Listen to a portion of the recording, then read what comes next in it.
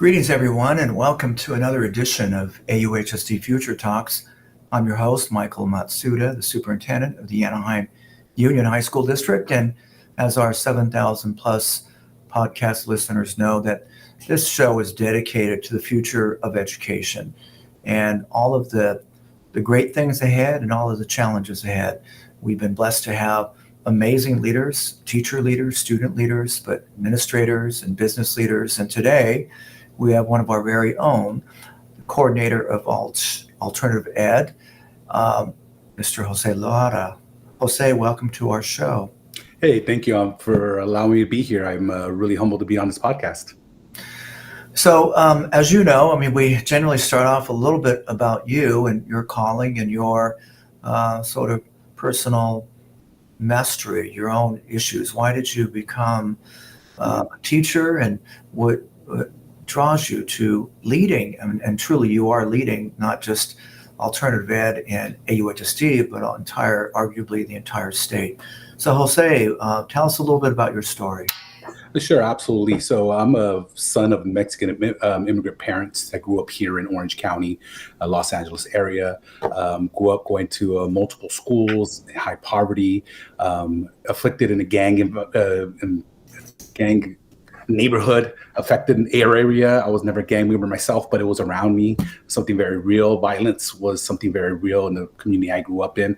Violence at home. Unfortunately, I had to witness some domestic violence happening in my own home life. So there was a lot going on with me growing up during the recession times of the 80s, late 70s, early 80s. It was a tough times economically, and so we felt it as a family as well. We felt the cultural barriers, we felt the poverty barriers, we felt the economic barriers. And when I got into high school, I was a very upset young man. I was very upset with the system, the world, the way things were. People who looked like me, had very few mentors. And so I rebelled. I rebelled against the education system. I rebelled against our community, who I felt didn't value people like me. And so I ended up getting into trouble. And so my high school times was not the best times of my life.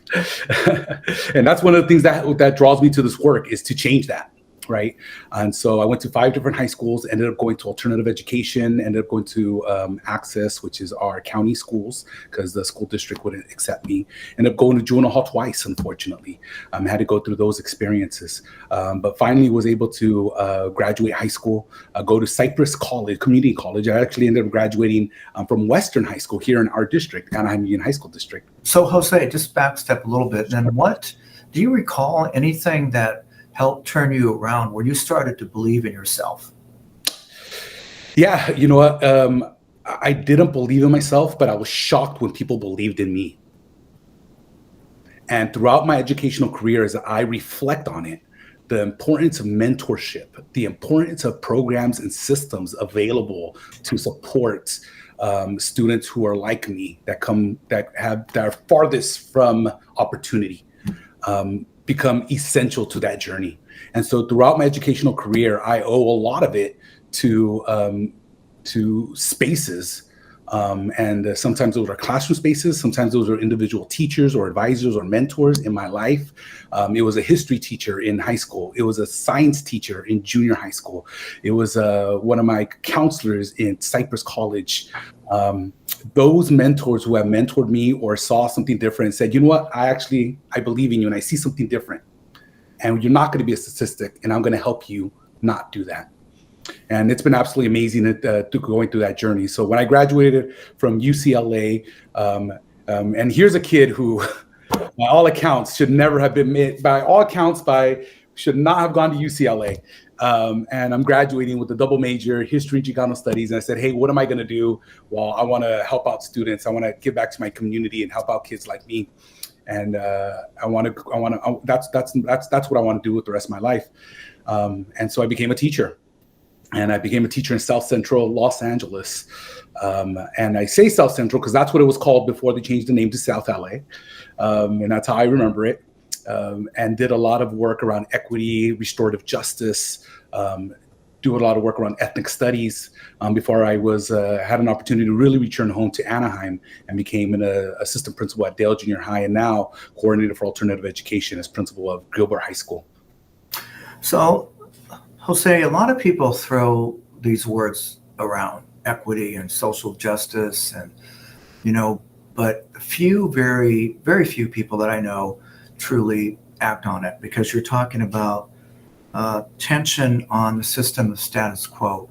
And specifically in education, unfortunately, there is this a lot of studies around the school to prison pipeline, often beginning in the classroom and ending in places like alternative ed.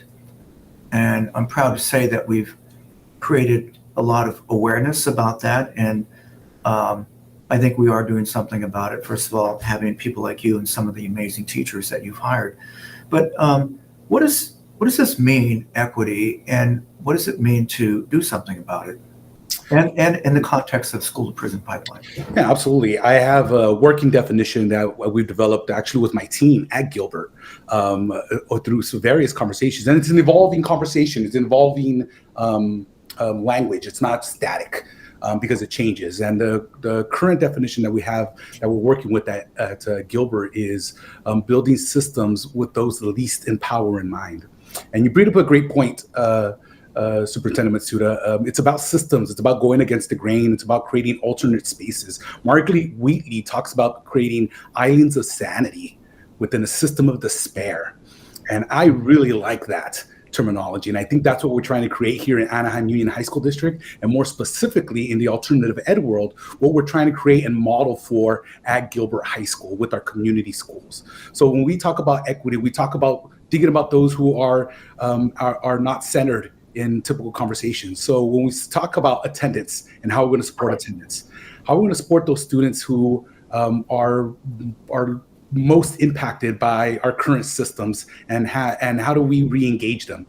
And so we have some core beliefs that we are working on and it's evolving. I just want to say that, like, it's an evolution. It's not static. It's something that moves like a fish in the sea. But we've landed on some key concepts that have been driven our work for the last few years that I'm really proud of. And we borrowed some of the work from Father Greg Boyle and his work and his equity and inspirational work at the Homeboy Industries in Los Angeles. And one of those key points is whatever it takes-ism.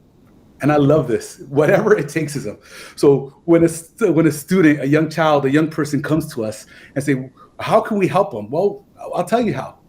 By any means necessary, whatever it takes. If it means we have to switch schedules around, if it means that we have to give an alternative curriculum, if it means that we have to sit with them every single day, then we do that. We adapt our system to support the needs of the student. So we have multiple systems, multiple classrooms, and multiple spaces on our campus. And we hope that students can provide a home in one of the spaces that we provide on our campus. That's what I mean by systems change. And we actually through this, it creates tension on the larger systems that we're a part of to create spaces that are similar. Yeah, I like this concept of creating spaces for connections to happen, for affirming identity to happen. And much of that happens between the teacher and the students. For those people, even in our district, not familiar with the changes going on at Gilbert, could you share some of the things that really the teachers have taken ownership of and with your support? I mean, what are some of the changes that they would see at a place like Gilbert? Yeah, absolutely. So, and the teacher was ready for it. I just want to tell you that the current staff members plus the new staff members that we received, and I want to tell you, like, none of this does not happen without support and centralizing the support from the district office. And I say that because a lot of viewers may know that a continuation school alternative education site at their district. And my question to those folks who are listening right now or watching this is your alternative ed program centered in your district? Are you centering those voices, the most at promise voices, the most needed voices, when your ed division is making plans? I'm happy to say that here in Anaheim, I feel that support and our teachers feel that support. And so when I got to Gilbert and I started asking teachers, like, what kind of change, what would you like to do? What are you passionate about? Why are you here? We started with why. And I said, let's make it happen. Dream with me, let's make it happen. So oftentimes we had this language that was very commonly used in alternative education, and you might find it in other spaces as well. Why don't we? Why can't we? And the phrase starts that way. And that's deficit mindset, deficit thinking. Why doesn't the district do this? Or why doesn't the state do that? And you get into this blamer mode. We had conversations at Gilbert about, it's not about what we can't do, it's about what we can do. So we switched it and we flipped the screen and say, how can we? How can we create these classes for students? How can we be more affirming for students? How can we be more understanding to our students? How can we change our grading policies that support student learning and growth? How can we focus less on test scores and more on holistic education? And we start asking those questions, we start developing systems and developing ways of thinking and ways of being that truly support our students. Go ahead. We had at Gilbert was, and it was a language and it was a belief, and oftentimes in alternative education, and I know because I've gone to alternative education conferences, I visited all the alternative education sites, great places, great spaces, but this mindset of giving students a second chance, it was baffling to me, because I could never put my head around that. How can you give a student a second chance, many who never had a first chance to begin with? So we asked ourselves something different. We stopped asking students, we stopped trying to give students a second chance, and instead we asked students to give us a second chance. Wow. And that made all the difference in the world. So we go out and we ask students, hey, the system has failed you. We pushed you out. These traditional school systems do not fit you and your uniqueness. Give us a second chance and see how we can make it different for you. And we've been making some of those differences. See, I love the change of mindset, which is very difficult to do, Jose. And I'm glad you credit a lot of the teacher leaders too for shifting the language, because that's so important in terms of how we objectify young people. What do you say to critics of maybe you or the district to say that you're really kind of dumbing down the system? These kids they have no respect for authority, and they don't play by the rules. We're trying to teach them how to play by the rules. What do you say to that? Well, I would say that sometimes the rules are made for people who don't think. And I just need to follow orders. Mm-hmm. And that's not what we're trying to create here at Gilbert. And that's not, I don't think that we want to, I don't think anybody wants to try to create that. Mm-hmm. We want to create environments that fit the needs of our students, that students want to opt into, something so exciting, something so magnetic, draws kids and draws young people back into education. Mm-hmm. And we want to really look at what deeper learning is and what in teaching what's truly important. I applaud the district for having the 5 C's and emphasizing on the 5 C's: character, compassion, critical thinking, collaboration, those capacities that are most important, especially in the new age, especially in the age of technology and information age that we are now, where a lot of information is readily available. It's the consumption and how we use that information. And lastly, I think that what's most important is a lot of the emotional intelligence that we try to teach our students. So when someone comes to Gilbert in a classroom, and I was so impressed with the instructional engagement that's happening, restorative practices, what are some of the specific things that the visitor would see? And they would say, hey, this doesn't seem like an alternative ed school. Yeah, they'll see direct instruction. Alternative ed sometimes is known for, here's a packet work, do the packet, stay quiet, next. And it'll become like some sort of like diploma mills or even less than that because they can't even do that. However, at Gilbert, and we see this happening more and more in alternative education sites since the pandemic as well. So I think the change is coming. So it's really exciting to see. But they'll see cooperative learning strategies. They'll see circles and focusing on team building and character building and relationship building. They'll see fun activities, hands-on activities. So, and speaking of which, congratulations to you Gilbert now is winning a lot of accolades, right, in the alt ed world as a demonstration site, but also civic engagement. When I was there, I heard some of the projects that the kids were involved with. Could you share a little bit about that? Yeah, absolutely. And this is a part of our community schools model that we're really, really excited about. And every school should be a community school. But more than anything, every alternative school, continuation school, should really be in a community school. And so when we say community schools, oftentimes we think about services to students. I'm going to pause there. because that language alone, services to students. Mm-hmm. Mm-hmm. I just want folks to think about that language altogether. Mm-hmm. But community schools helps us reimagine that Mm-hmm. and reimagine what education is like when you do things with the community, not for the community or to the community. Mm-hmm. So what we do is center student voices. What do students care about? Mm-hmm. We ask them. We do deep listening. Mm-hmm. And we let students lead the way. We ask our parents, hey, what do you want your children to learn? What's most important? And we design our lessons around that. And that's what civic engagement is all about. We want our students to be active members in their community and what they care about, to learn about and to take action on, to create a better world. It's not just about knowledge, but it's about applied knowledge. One of the examples I saw was the bus stop and stuff like that, getting kids to go, bring this up with city council and trying to, get their attention to create more equitable thinking around something like bus stops. That was impressive, and I know the Chief Justice was also very impressed with those examples. Yeah, absolutely. So, and it could be something macro, something large, like the first year we started doing civic engagement projects. Our students want to tackle the issue of mental health in the community. So they studied up mental health, the effects on youth and the surrounding communities.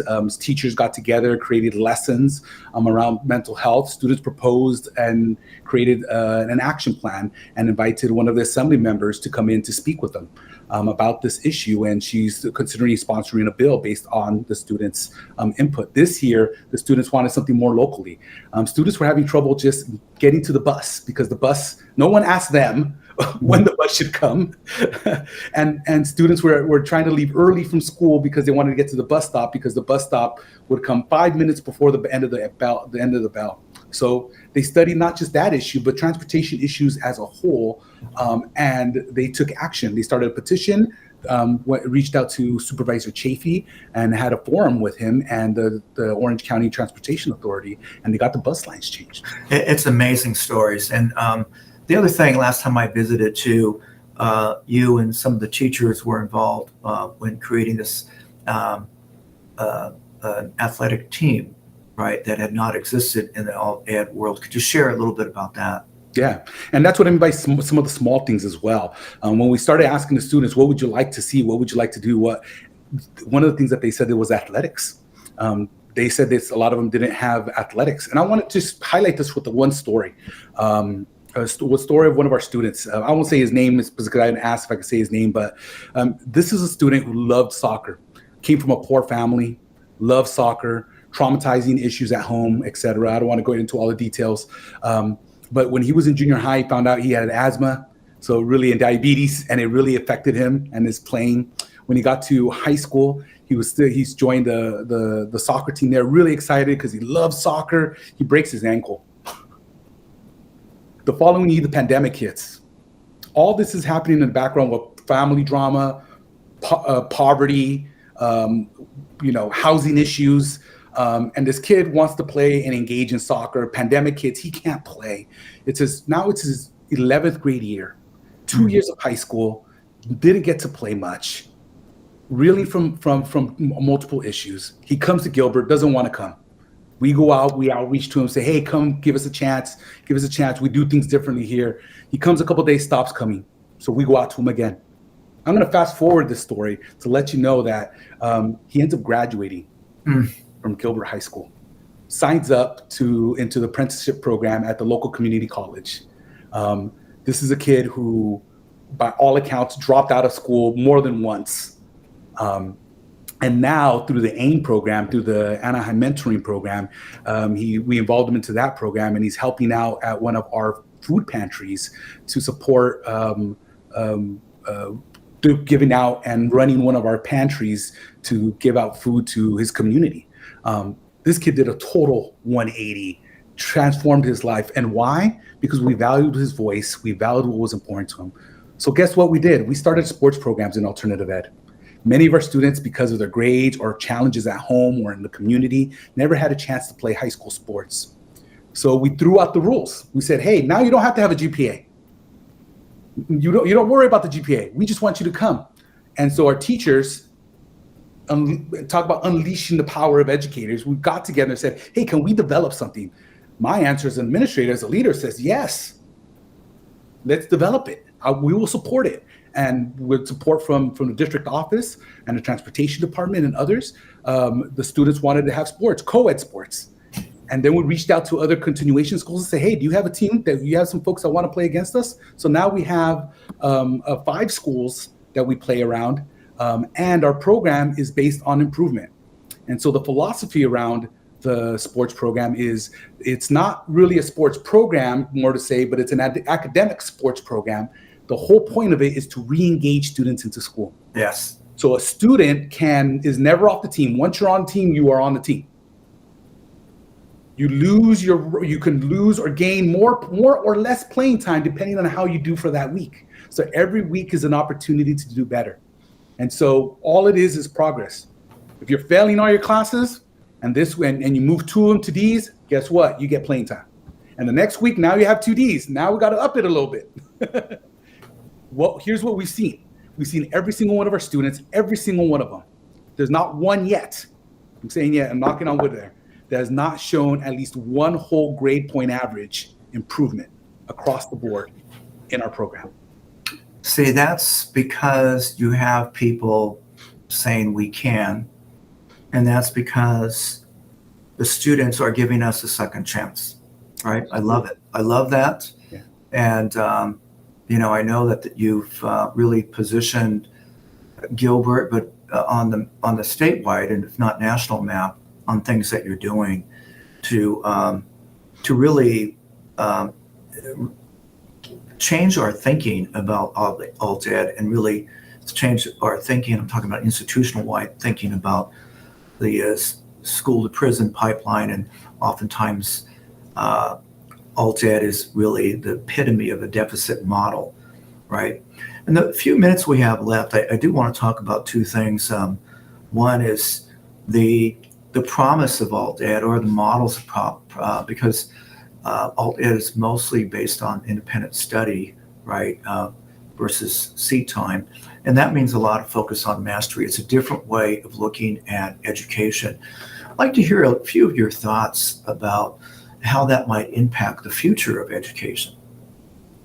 Yeah, no, absolutely. So what we really want to do is focus on what's really important for our kids and our students. So we want to do more career education for our students and really look at what those capacities are, because that's what our students want to learn. When you ask what our students want to learn, they want to learn how to get jobs, meaningful jobs that will help them, because most of them, 90% to be exact, are coming from poverty.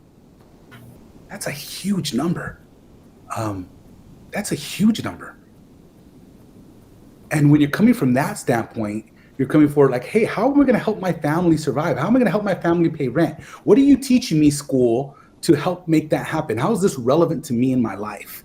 And so when you listen to that, you have to design your courses and design your curriculum to speak to that if you're going to be able to engage the most disengaged, the most disenfranchised students. And so we cannot be afraid of flipping the script, of using alternative schedules, of using alternative days. So we look at that and we grapple with that, and we design systems and design the school day around the student's individual need, as it should be. And we don't ask the students to conform to us, but we ask the system to conform to the students. And that flip side and that changing things in alternative ed is what we in alternative ed actually are positioned to be able to do. Let's be those model schools. Let's be those incubators for innovation. Because if it can work in alternative ed, I promise you, it can work in any comprehensive high school. If we're willing to have the courage to make it happen. Well, I'll tell you, Jose, we are paying attention to what you and your teacher leaders are doing over there at Gilbert. I think it's influencing our thinking as well. And I know that you were just selected or asked to be on the new school's Equity Advisory Board. I think that's very impressive. Congratulations to you. Thank you. Tell us a little bit in a minute or so that we have left what that's about. Yeah, absolutely. The new school's Equity Advisory Board is a board for an accelerator national organization that gives grant fundings to new and innovative thinkers and school districts and systems that are looking for new ways to, I don't want to say close the equity gap, but to provide more opportunities for those who are disenfranchised across the country. And so they're looking at different grant proposals throughout the country. And luckily enough, I was able to meet one of the staff members that invited me to be on the advisory board. So in the next few months, I'm really excited about going on this journey about reading, meeting some of the grantees, meeting some of the future folks who applied for grants, to be able to have conversations on how their grant proposals really going to focus on those who are marginalized or at least furthest from opportunity. And we know who those folks are. Those are our students of color. Those are our immigrant students. Those are our LGBT students. Those are our foster youth. Those are our students that were impoverished. Those are our students that come from neglected homes and victims of violence. Those are our refugee students. Those are the future of our country. And if we cannot support those students in schools, we're going to end up supporting them in prisons. So I think the investment in now is where it needs to be. And so I actually love ideas, and I'm a big ideas person. And so I'm excited to be part of the board and to cross-pollinate ideas. We can share what we're doing here in Anaheim, and we can learn from others as well as we continue this journey on creating better schools. Well, looking forward to hearing more, Jose. Congratulations. And, you had mentioned incubator. Gilbert is truly an incubator of forward thinking, and congratulations to you and your staff. So I just want to say one more thing, because I'd be remiss if I didn't, because teachers are totally leading the way. And one of the phrases that I talk to my teachers about is, hey, your job is to think of amazing ways on how we could get better at what we're doing. And you need to be knocking on my door to say, hey, I got this great idea. It's my job as a leader to say, hey, how can we make that happen? But it's not only teachers, it's our entire community. Parents are coming out through our community schools model and saying, hey, this is the kind of education we want. Students are saying, hey, my voice matters here. If I speak up and say something, I'll see actual change. They're speaking up. And our classified staff, some of our classified staff members are absolutely amazing. They saw a big need for a lot of female students who weren't finding the connections. So our classified staff members came and said, hey, Mr. Lara, can we form a group of mentorship, us as classified staff members, to mentor some of our young girls? I said, yes. What do you need? How can we make that happen? Yeah. We formed a group called Girls with Goals. They meet every week with our students as mentors and do social, emotional, and connection activities and circles. Our classified staff do this. I love the energy. I love the energy, Jose. Thank you so much. All right. You've moved from we can't to we can. That's it. And we, on behalf of our district and especially those students that you serve, thank you. I appreciate it. Thank you very much.